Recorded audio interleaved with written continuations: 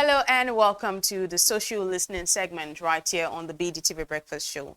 My name is Elizabeth Musa and joining me this morning is none other than my very own colleague and social commentator, Rachel Edache. She'll be joining us this morning for the stories we'll be talking about today. Good to see you today, and you're looking really good this morning. Thank you, you too. Good to see you. Now let's talk about some of the stories making the rounds on social media today. Firstly, is the story of Hope, the Nigerian boy once branded a witch and left to die before being rescued by Danish aid worker Anja. And this happened in Akwa Ibom back in 2016. Now, the viral photo of Anja giving water to him as a malnourished 2-year-old captured the world's attention. Now, nearly a decade later, Hope has graduated from primary school with one of the best grades in his class and will be starting secondary school in September. Despite being deaf, he communicates through sign languages, he communicates and is described as intelligent, artistic, and full of humor. His story is not just about survival, but about the countless other children who have been accused of witchcraft, who may never get the same chance. You know, this actually a story that really caught my eyes when I saw it yesterday. I knew that we definitely needed to talk about the story on social listening today. Firstly, we have this. It has happened a number of times in Nigeria where maybe because a child does not appear the way you expect or does not conform with the norm, the next thing they would say is maybe that child is possessed, maybe that child is a witch, that child is a wizard. And there's so many dreams that have been truncated because of this singular thing. The other day we saw about how many 25 children or so were being flogged by some priests. Yeah, I saw that. You saw that? Yes, in the name of discipline. Discipline and saying that they are possessed or something. With demons and all of that. I don't know. It's quite unfortunate for Africa and especially Nigeria. I remember back then during the days of Mary Slessor. Remember, twins used to be killed until Mary Slessor intervened. Exactly. So Africa have always had that mentality that once a child does not meet certain standards, or once a child has any form of, uniqueness, let me call it uniqueness, yes. They tag and stereotype that child as demonic, as abnormal, as, I don't know, children are innocent. It's not their fault they came out the way they came. In fact, most times it's the mother's fault because there are some things you do when you're pregnant and there are some things you don't do to avoid such situations. For instance, there's a reason why women are encouraged not to smoke or be under the influence of alcohol or anything intoxicating. It is for the development, the accurate and good development of that fetus in the womb. But then due to parents' negligence, mother's negligence during pregnancy, they do a lot of things. They take what they are not supposed to take, which in turn leads to the deformity of these children. And when they come out, they start tagging them as possessed and, all sorts of names, which is very, very sad for an innocent child, if you ask me. What do you really think needs to change in communities, Nigerian communities, so that we don't have stories like this happening again? We have stories like this where you mentioned Mary Slessor. At that time, it was Mary Slessor that stepped in. But we're not going to always have, or we don't always need to have a foreigner step in. What really needs to be changed in our communities? It's your orientation. It starts with the orientation. And women in cities are more enlightened. It is our job as the more enlightened women to pass on this torch to those in rural communities who do not have the access to media to get to know more about some of these things. To enlighten them, we need to work more on our enlightenment channel to reach women in rural communities so that they have a different mindset about these kind of things and children generally. What are your thoughts on culture? So we talk about culture where we have our culture that we also are trying to stay true to. But how do we really respect this culture? Balance, respecting culture while also protecting children, or not just children, maybe anyone from these harmful beliefs. Okay, so first of all, what is culture? Culture is a way of life. And it takes a very long time to change any culture across the world. I'll give you an instance. In India, children with some special physique, they tag them as gods and even start worshiping them. What does that tell you? They are not so enlightened.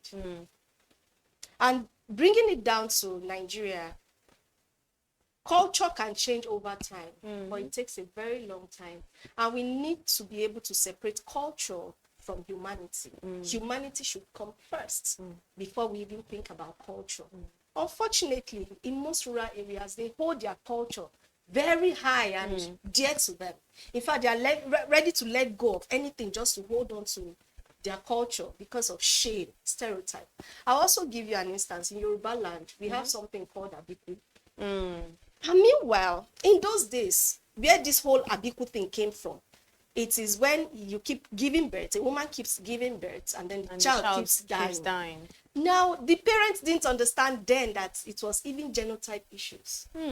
Most of those children were sicklers. They were SS children. But then, the parents then were not so enlightened. Once a child dies, they tag it as Abiku. That wasn't it. And then these children are now treated. For instance, in my place where I come from, Otupo, Benue State, there are some cultures there where when such things happen, when you lose a child twice, more than twice, the third child, if the third child dies, or even if the third child comes, and then there is a way they treat that child. They don't treat the child with love, because they say if you pamper the child with love, he will go again. Let us show the child that we don't care anymore. Then the child will now struggle to live on his or her own. Oh, wow. Yes. And even the ones that died, the babies that died, they it's so embarrassing. Like, it's so touching. That's culture playing out for you. Culture is really doing us more harm than good. We need to let go of certain cultures in Nigeria, honestly. We need to go for humanity first before we even talk about culture. Humanity needs to be saved first.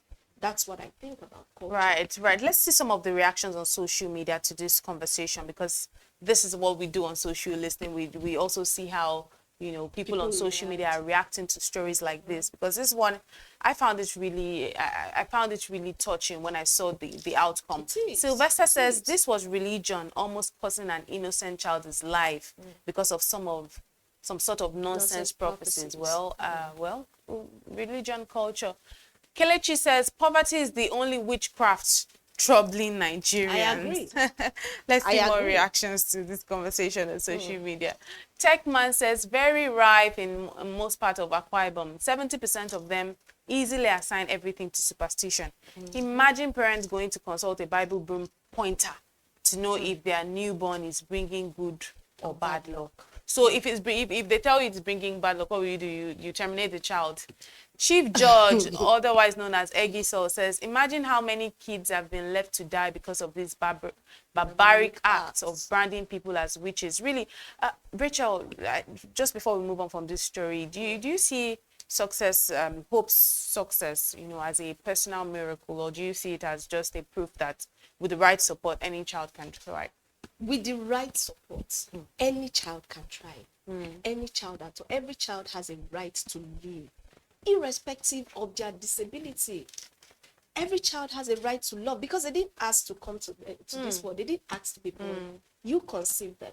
And then I like what the other speaker said when he said some families use pointer to determine the luck the child is bringing. Yes, if it's good or bad luck. Do you know that if it is bad, you ask what they do if it is bad luck. They detest that child. A lot of parents hate their child because they think that the child brought them bad luck. And that's why it's so much respect in Yoruba culture. They are very positive with naming their children, and they transfer that positivity to the kind of love and attention they show the child. But then in other cultures, they transfer that aggression. Hey, it was when you came, it was when you were born that my husband died. It was when you were born that our house caught fire. They ascribe all sorts of evil menace on innocent children. Children are from God, for crying out loud.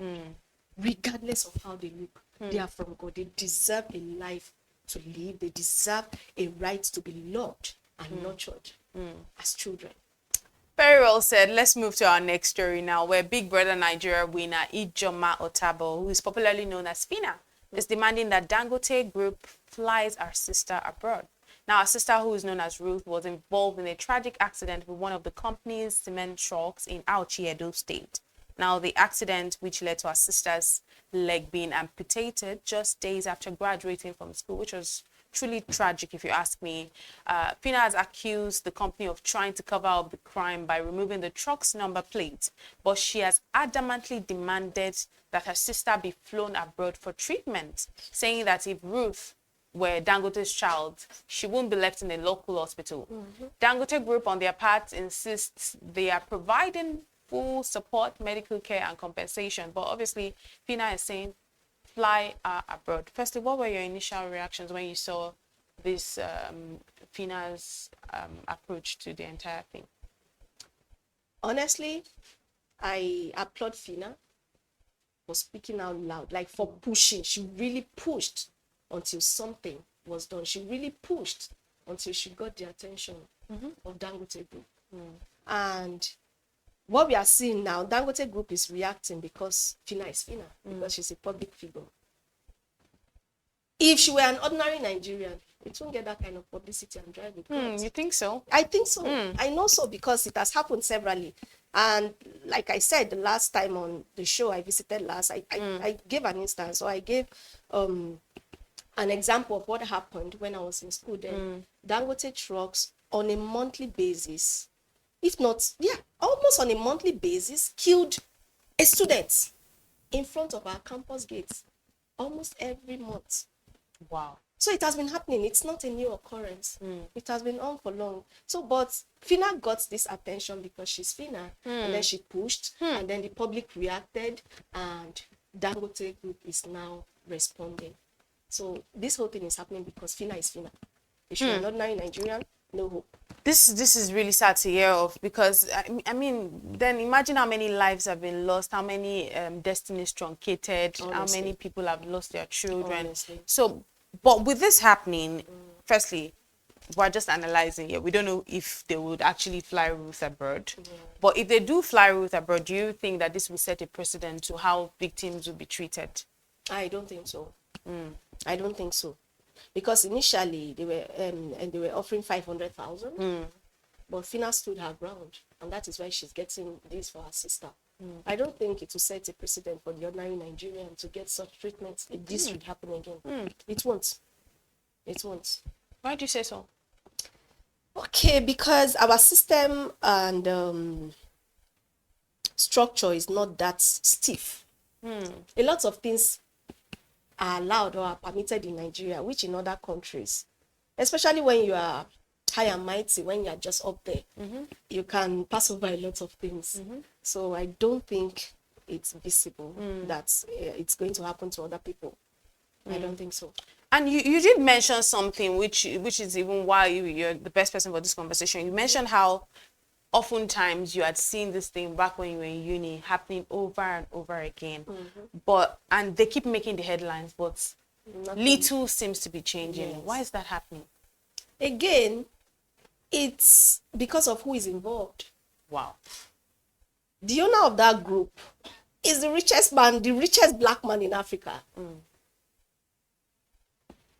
Economy controls the world, not your ideas, not what you think you know. Whoever controls the economy controls the country or the society. I hope you know that. So the man involved is a very powerful man. As a matter of fact, the most powerful and richest man in Africa. So a lot of people wouldn't want to react. But isn't that the reason why there should be accountability in that case? So you think. A lot of things are not white and black in Nigeria. I think this will lead us to let's see some of the reactions that people are making to this conversation. Let's see if Nigerians are, obviously they've been calling out Mr. Dangote, but really beyond compensation, what sort of accountability should a company of that size actually face after tragedies like this? I am of the opinion that Dangote Group should be more strict in hiring truck drivers. I saw the video of the truck driver, a young, nonchalant man in his early 20s who doesn't even have anything to lose. He does not even understand English. He could not even communicate in So do you think English. because of that he won't value his life? His life is also... Yes, it's also valuable. However, a family man, a family-oriented man is more likely to be careful because he knows what it feels like to have a child. So he will be more careful on the road not to kill anyone. He will have more value for life. because he also knows how much he has invested emotionally, financially into a child, only for the child to be killed by a careless and nonchalant truck driver. A middle-aged man that is family-oriented would definitely be more careful on the road. So I advise that Dangote Group should be more strict in their recruitment processes to recruit more responsible men to drive those trucks. I'll give you an instance of what happened to me on the Lagos-Ibadan Expressway the other day. A truck driver harassed me on the road, pinned me to one corner of the road, and the next thing, the driver came closer and then he winked at me. Imagine that kind of harassment on a highway. You just toyed with my emotions and my life, and you think it's funny? You think that is funny? He's only a young, juvenile, and nonchalant man that would do that. Well, let's see some of the reactions on social media to this conversation, which really we hope that we don't get to see things like this happening over and over again. Big Hope says, good one. Many others like that had their lives wasted because of unprofessional drivers. Phyna's sister would have been another case if not for influence and media. I think that person is speaking in your language. Yes. Atom says Dangote should for sure be responsible. This is the least they could do. More reactions to this conversation on social media. Crypto Stack says, I really think there's need for reevaluation of the recruitment process of their truck drivers and probably reassessment of the current ones. True. Yeah, there's a final comment from Gallant Ginger. It says, considering the severe condition of Phyna's sister, overseas treatment is not too much to ask. Really, her life has been changed forever, and she will never be a normal person again. Well, that's as much reactions as we can take. Do you have any final words on this conversation? For the Phyna's sister story. Okay, my final word is that Dangote drivers, like the last guy said, Dangote drivers, the ones that are there now, because we can't say they should fire all of them, of course not, but they should be reevaluated. And there should be a recurring training session for them. They should be reevaluated and they should be trained, and then the recruitment processes should be more strict. Yeah, that's my final word on this matter. All right, thank you very much, Rachel, for joining us this morning on the social listening segment. It was truly insightful speaking with you. Very conversational. Thank you very much for joining. Well, this has been the social listening segment right here on the BDTV Breakfast Show. Up next is the business news. Do stay with us.